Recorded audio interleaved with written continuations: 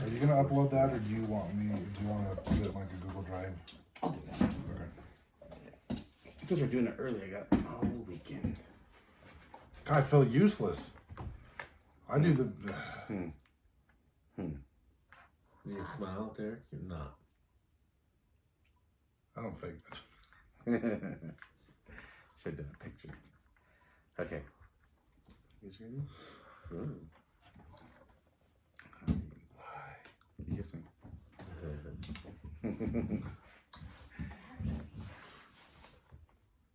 Welcome to another episode of the spooky, creepy, eerie EVP podcast. I'm one of your co-hosts, DVO. And I'm Ghosty. And I'm Beaker. Is you guys scared now? I'm scared. I'm fascinated. Perfect. I love it. Well, this episode, we are heading to Arkansas. Is that how you say it? Arkansas. Yes, Arkansas. Into the Oasis in the Ozarks, called the Crescent Hotel. Is it like a moon? It's shaped like a moon. It's Or not is it a shaped roll? shaped like a castle, actually. Or is it a roll? A roll? Oh, I see what you're saying there. Crescent roll. I see what you're doing there. What city is this in? What's that? What city is this in? I don't know. Eureka Springs. I do know. Do you know what I've noticed? What? If it has the name Eureka as the city, it's haunted. Eureka! Miners. Eureka, Utah. Eureka, Nevada. Eureka Springs. Eureka Springs, bitches. But do you know why it was called Eureka Springs? Because that gold-like water. That water that came out that's more valuable than gold itself. That magic water. It's got the healing properties. It was gushing. It was essential oils before essential oils were cool. That's right. So if you guys don't know, and you probably don't, so I'm going to tell you. So the springs there were claimed by the Native Americans to have healing properties. I did not know that. So yeah. Anytime there's natural springs, it's healing. It's going to heal you. Water is just really good at healing things too. So because of that, people started flocking down to Arkansas. And they were like, I want some of this. I want some of this good Eureka Springs stuff. So yeah, they were just bringing all their diseases with them. Yeah, they're like, I'm going to bring all of this stuff with me, and I'm going to jump right in the water. I'm going to jump in the water and just let it flow down, get everybody. And I'm just going to drink it all up, and it's going to heal me. I will be healed. I'll be screaming, Eureka! I'm healed. And that's how the name came about, and that's how it started booming as a town of Arkansas. That sounds magical. So a little bit of history of it. It opened up in 1886. They probably took over all the Native Americans, right? Said, we're taking over now. So that's ours now. Yeah, it's ours now. So sorry. You have to move. There's land for you somewhere else. I hear that was common. It happened a few times. Yeah. I think they give them casinos too. They do. So in 1886, it was set up as a getaway for the rich and famous. But after falling into disrepair, it then reopened in 1908 as Crescent College and Conservatory for Young Women. Again, that was 1908. It was shut down in 1924 and reopened in 1930 as a junior college. That closed in 1934, and then in 1934 it became a summer hotel. Well, in 1937, it was purchased by Norman Baker. We'll talk a little bit more about Mr. Baker. He turned it into a hospital and quote-unquote health resort. Hellhole. Yeah, we'll talk about that. So he purchased it in 1937. He renovated it.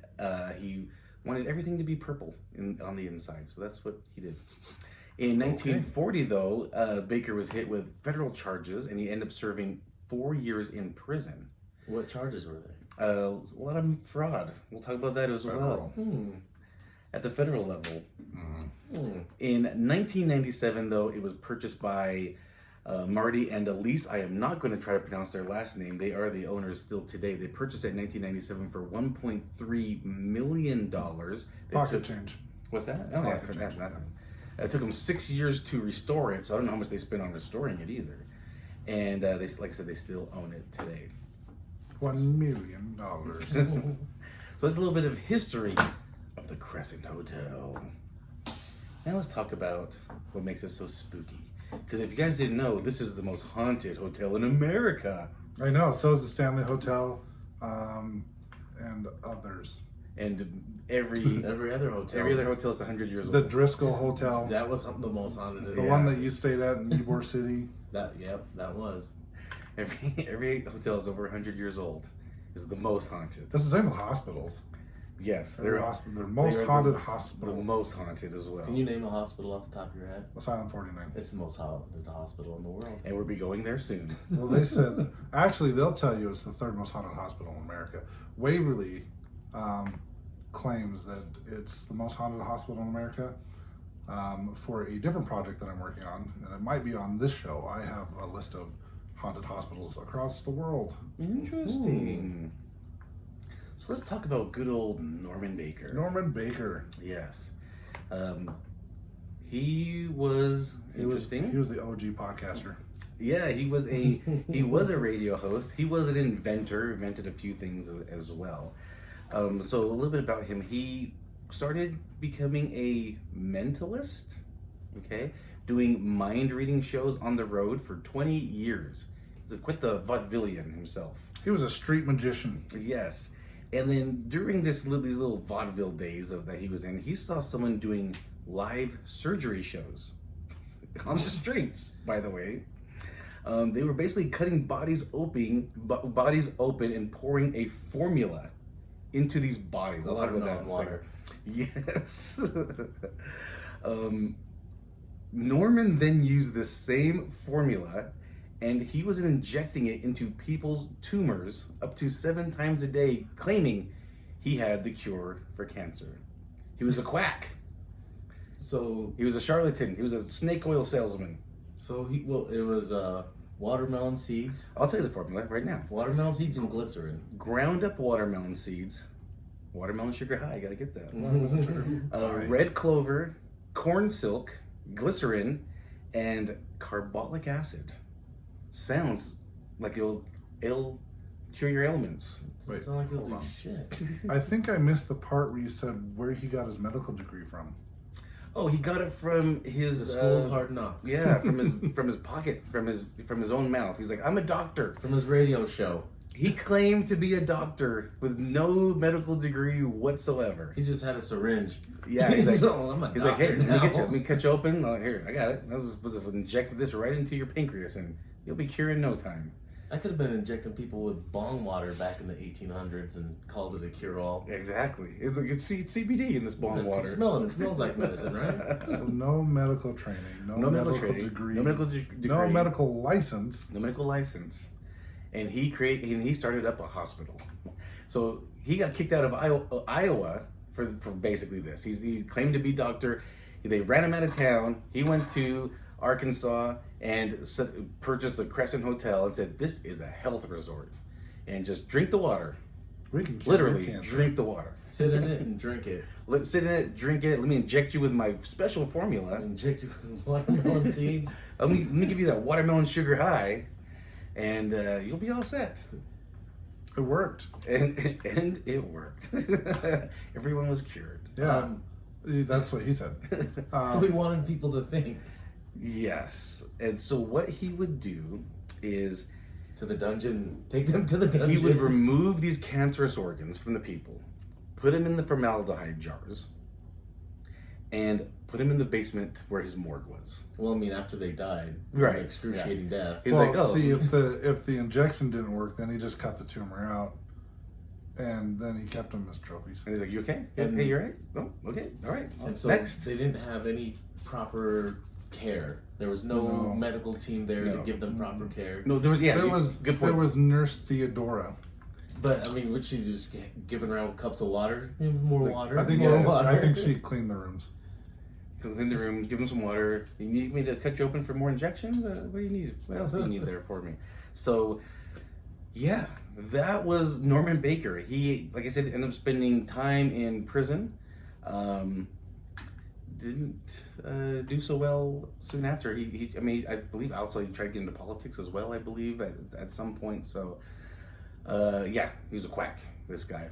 And there are reports of seeing his spirit. So I'll kind of read this here. It said that his apparition has been seen in the old recreation room in the basement and at the foot of the first floor stairway. They assume this is him because it looks like he had portraits of himself. So it looks like the portraits he had, this apparition, but also he wore purple. So not only did he, when he bought it, did he redecorate the interior with all purple, I'm assuming like purple wallpaper or purple furniture, but he was known to, okay, get this, he also wore a white lab coat. Again, not a doctor, wanted to portray himself as a doctor, wore a white lab coat with a purple shirt and purple tie. And that was like his daily attire. Purple shirt, purple tie. And this was Norman? This was Norman. And that he had also a purple car. I'm not sure. I Sounds heard like my kind of guy. I like purple. I do love purple. I was wearing all purple yesterday. I also heard that he drove an orchid color car. I don't know what color orchids are. I don't know if That's a light purple. Is it orchid or lavender? Are you thinking lavender or orchid? That's also a light purple. So maybe, yeah. So he had a purple car. And so that is why it is said to believe when they see this apparition that it is him, because it looks like his portrait and he's wearing purple. 1937 to 1940s when he ran in the hospital. 1941 to 1944 is when he served time in prison for fraud. For fraud. Fraud. Mail not fraud? for medical malpractice, not for killing a shit ton of people. No. Fraud. Mail fraud. Mail fraud. Because what he did you mention that? I was zoning out. He would write fake letters to the family members and force the patients to sign them and send them off, telling the family members, yeah, shit's fine here. Yeah, we're good to go. Yeah. I'm drinking this water. It's working. I'm drinking this water. I'm taking this watermelon sugar high all in. I'm good. Mail yeah, fraud. not true. People were dying left to right. And I didn't get I don't know if you guys even saw this, any numbers of how many people they estimate. I don't have those numbers. He didn't keep a billion. log. He didn't keep any logs at all. Why would he? Yeah, why would he? He never went through the training of. It's like, the another importance. one didn't make it. All right, next. Hey, I got a cure for you. Don't you worry. Come to my health resort. Send him down the river. Send him down the river. Come to the Ozarks. I got you. But anyway, there are a few other spirits because, again, you guys, this is the most haunted hotel in America. There is no question about it. In fact, Beaker has some more stories for us. I do. Mr. Beaker, continue. Okay. So, I kind of mentioned Theodora.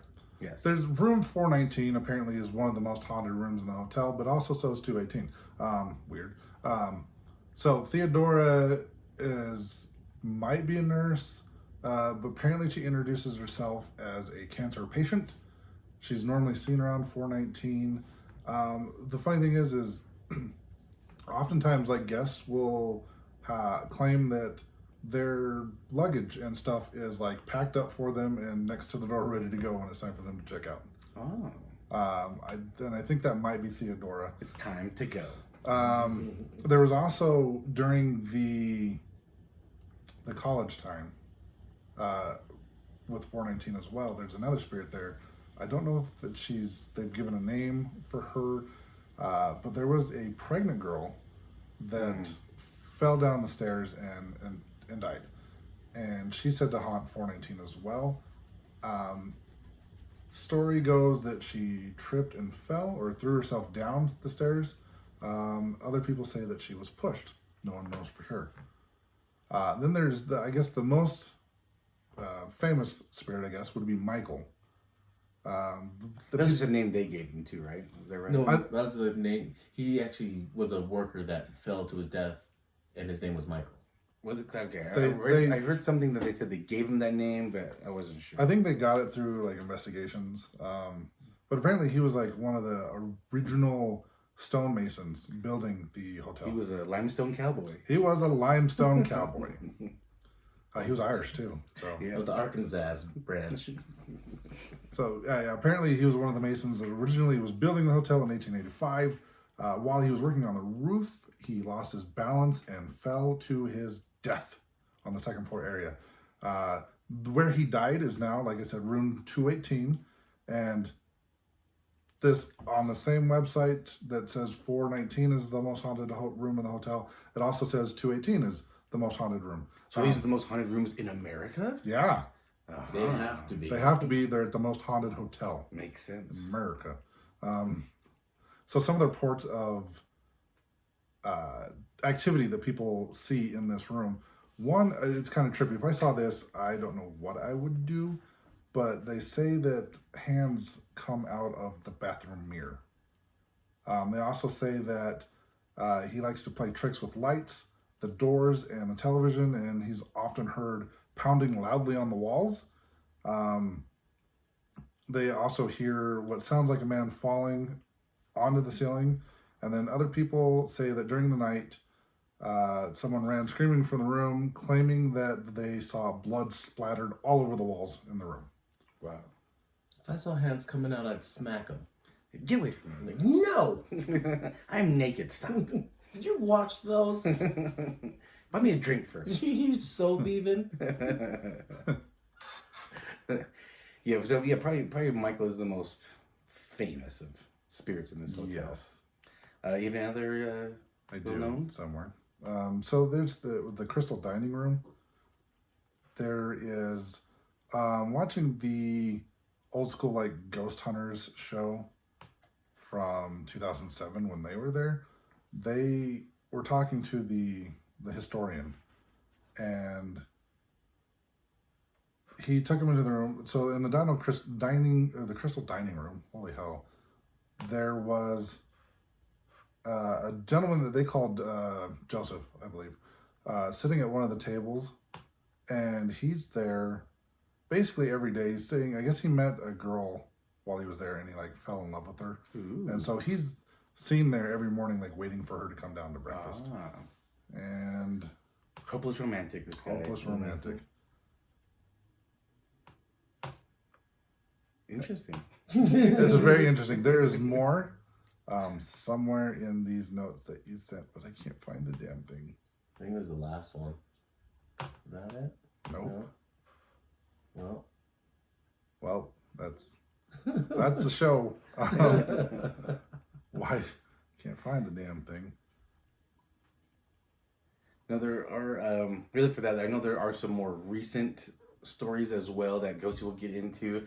But currently today, again, if you didn't catch this, this is still an operating hotel, and they do ghost tours inside as well. I didn't look up the fees or anything. I'm not near there, but if you're interested in it, you can look into it and getting a room and looking into doing a investigation. I did send you the screenshot. Like to spend the night there, you're looking at $450. Was it just for a night? But that's still an investigation. Yeah, that's for an investigation. And dinner. Will it come with dinner? Yeah, so this is what it comes with. Not a bad One deal. night stay, $75 dining credit in the Crystal Dining Room. Okay. 2 tickets to the Crescent Hotel Ghost Tour, 2 ghost mugs, and a resort pass. And for some reason, it won't pull up on my iPad, but it will on my phone. So, other things that happen in the Crystal Dining Room. People see dancers that from the 1890s, dressed in full dress attire, whirling around the room early in the morning, or late at night, I guess. And I talked about, so the guy that, Joseph, that's been waiting, he says, I saw the most beautiful woman here last night, and I'm waiting for her to return. Oh. And they see him, like, usually in the morning. There's a former waitress that said she saw a Victorian bride and groom in the dining room's mirror, and when they made eye contact with the groom, the couple faded away in right in front of her. Interesting. There's also, during one Christmas season, the Christmas tree and the presents and everything were on like one side of the room. And when they came in the next morning, they were literally on the other side of the room, and there was like the chairs in the room were circled around, like facing the Christmas tree. Weird. Rituals. And then there's other times where they walk into the dining room and everything is like set perfectly. The room's like clean, but the menus are just like scattered randomly around the room. Okay. And then in the kitchen, there's been an apparition of a small boy that's been seen running around and skipping around. And sometimes the pots and pans are said to come flying off In the kitchen. in the kitchen. So that's all like stuff that goes on just in the dining room area. Little scamp. Yep. There was the other kid. that had his appendix burst, and he's seen in the main stairwell, sitting on a bench sometimes. Ooh. So you guys watched the Ghost Adventures episode, right? Yes. And when they talk about that kid with his burst appendix, the recreation, what would they call it? The recreation, Yeah, recreation video that they made of it. The kid's got like eyes all bulging, all wandering and stuff. Like, what does that have to do with the? Yeah, his eyes like all droopy and shit, and it's like got black tar coming from it. It's like his appendix burst. The guy, the CGI guy, they told him, all right, he got a burst appendix. We'll talk. Say less. I got this. The horror guys. That's a burst iris, I think. So he also didn't have a medical license. Yeah, true. Ghosty, you've got a couple stories that are more recent. So people have kind of posted some stories. Were these stories like from the investigations or from stays? Do you know? Well, this first one comes from a former gift shop employee. Ah, okay. And stories like this is actually what got the original ghost hunters to go there and then start investigating it. This was actually posted back in 2012, but I'm sure it happened way before then.